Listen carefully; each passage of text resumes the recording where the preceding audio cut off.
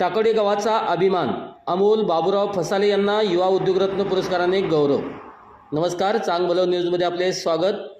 टाकोडे गावचे सुपुत्र आणि समाजहितासाठी सदैव तत्पर असलेले अमोल बाबूराव फसाले यांना श्री दत्त दिव्यांग अँड निराधार सेवाभावी संस्था यांच्या वतीने युवा उद्योगरत्न पुरस्कार प्रदान करण्यात आला। समाजातील तळागाळातील नागरिकांसाठी त्यांनी केलेले निस्वार्थ, सातत्यपूर्ण व समर्पित कार्याची दखल घेत हा मानाचा बहुमान त्यांना देण्यात आला।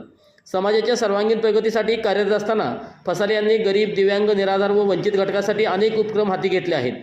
त्यांच्या प्रयत्नामुळे अनेकांना स्वावलंबनाची वाट मिळाली असून तरुण पिढीमध्ये उद्योग सेवा आणि सामाजिक बांधिलकी याबाबत सकारात्मक विचार रुजवण्याचे काम त्यांनी केले आहे।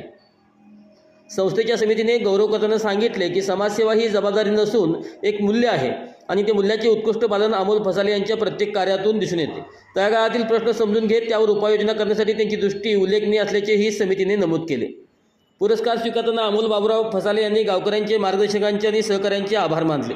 समाजासाठी काम करणे हेच माझे ध्येय असून हा पुरस्कार माझ्या जबाबदारीत अधिक भर घालणारा आहे, अशी प्रतिक्रिया त्यांनी दिली। या सन्मानामुळे टाकोडे गावासह परिसरात आनंदाचे वातावरण असून तरुणांसाठी प्रेरणादायी ठरणारा हा गौरव मानला जात आहे।